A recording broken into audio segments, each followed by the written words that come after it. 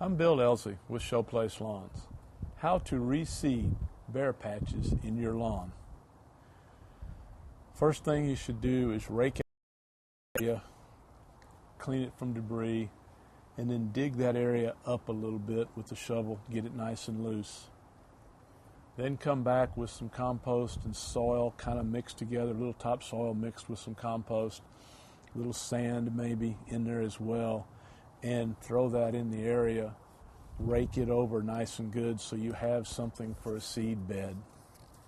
Then taking the fertilizer spreader, which is an ideal tool for reseeding as well as fertilization, and put the seed in there, change your setting so you got a nice thicker coverage for that spot, and push your fertilizer spreader across it, getting the seed to come out in the area that you just prepared.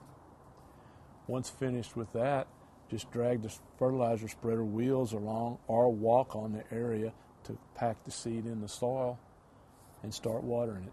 That's how you reseed bare patches in your lawn.